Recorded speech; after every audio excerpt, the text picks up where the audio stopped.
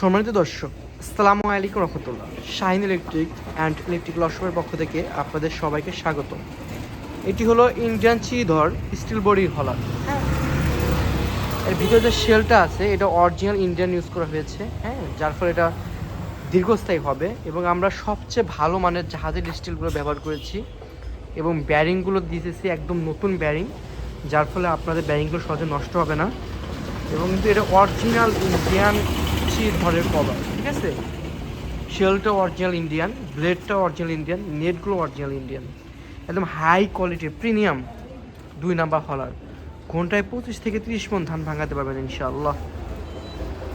আপনাদের যাদের এই হলারটি লাগবে আমাদের সাথে যোগাযোগ করতে পারেন।